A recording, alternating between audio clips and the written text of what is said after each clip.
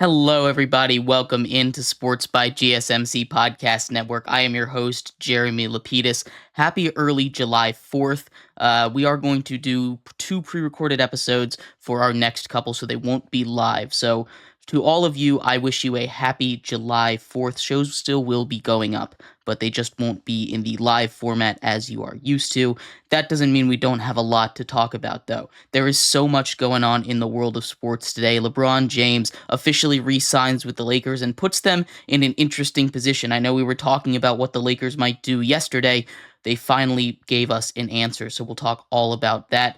Then we had some new all-star rosters announced. The WNBA announced their all-star rosters. We'll do a deep dive into that, go over the all-star weekend that is coming up in the WNBA, as well as the all-stars in the MLB. There were finalists announced, as the final rosters will be announced at 7 p.m. Eastern time, so an hour after our show ends. We're going to go over finalists, see what battles might go which way, and give our best predictions for that.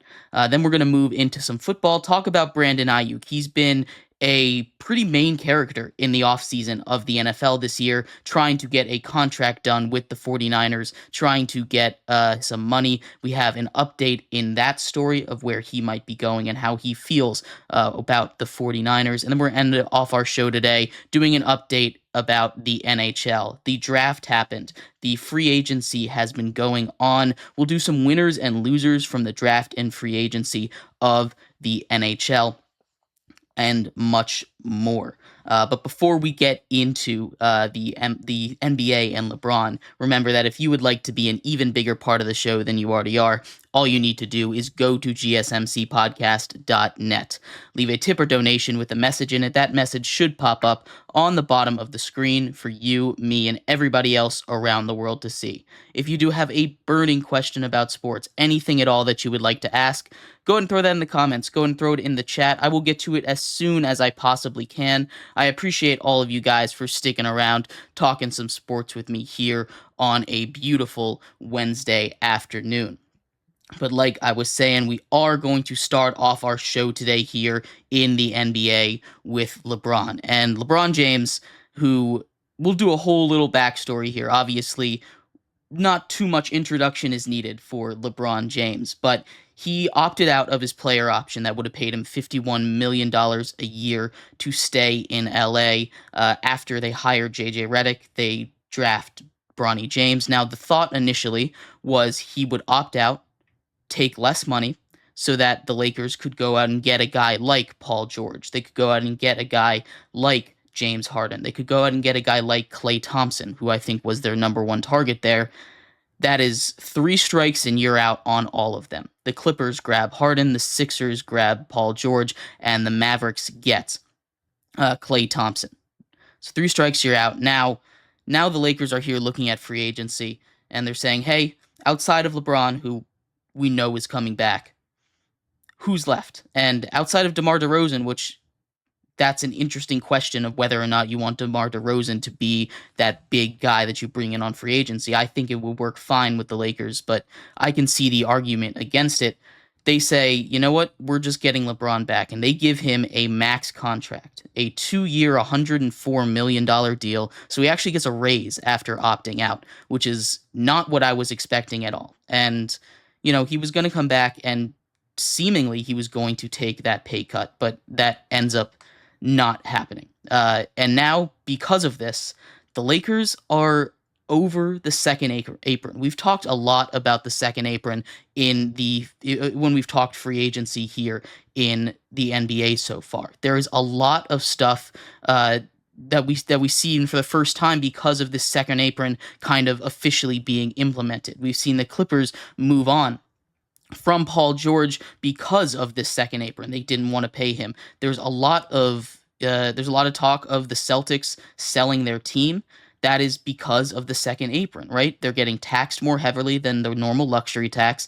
They're losing their ability to do anything with first-round picks. They're losing the mid-level exception, which is one way that they save money on the roster. And then they're also, they also don't have the ability to, gain money in trades. So being in that second apron is not good for a team like the Lakers that needs to add pieces. And now they're here. They sign LeBron back. They officially are over that second apron limit. Now, it is only $1 million. And all signs are saying, hey, we're trying to negotiate with LeBron James here, make it so that he does take a $1 million pay cut or take a $1 million bonus instead of it being on the salary cap so that we can get below that uh, second apron limit. But it also handcuffs the Lakers. This is a team that needed to add if they wanted to, make a difference. Obviously, they've been a play-in team the last couple years, and we've talked a lot about how the West has continued to get better. There's teams that made moves this offseason to pass the Lakers. There were teams that already were ahead of them that, seemingly got better. The Thunder, for example, they were a 1 seed. They got better. They add Hardenstein. They add Caruso from the Bulls. They get better this offseason. The Spurs, who were behind them, they add Chris Paul. That's an absolute huge upgrade for them in the biggest position of need. The Pelicans, they add DeJounte Murray. Now, they lose a couple of other pieces, and we still don't know what they're going to do with Brandon Ingram, but they, presumably in the short term at least, get better.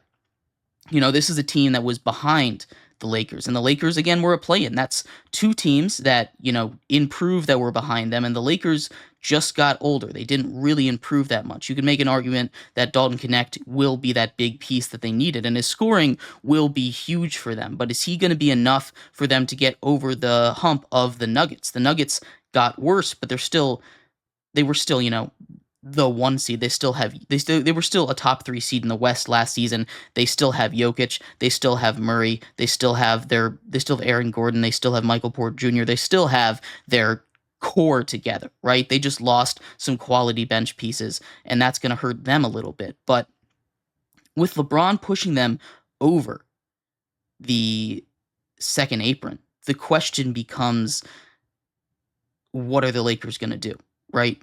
Let's say, in theory, here, the Lakers aren't able to get a deal with LeBron or anyone else to take a $1 million pay cut, and they're stuck over the second apron. Now they're a team that hasn't made the play, has only been better than a play-in team once in the last 12 years. Now they have a team that's extremely expensive, extremely old, and is just not worth all of those penalties. You want to compete when you have LeBron James. You absolutely want to do that. But in order to compete in a Western Conference that is as competitive and as tight as the Western Conference has been all season, all for the last couple years, you're going to need to improve. And the Lakers physically cannot improve the amount that they need to improve with them being over the second apron. And this is what the new CBA is trying to avoid. They're trying to avoid these super teams being built, and I think it's really cool to see it in action. Again, I'm all for this second apron being implemented, and we'll see what kind of long-term effects this has on the Lakers.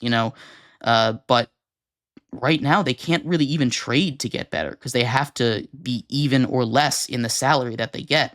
So you can't take a higher salaried guy like a Zach LaVine that people have been pushing on the Lakers if they're in the second apron without giving up a Zach LaVine amount of contract. And that would be a lot of contract to give back if you are the Lakers. And it's not something that is going to drastically improve your team to the need it is.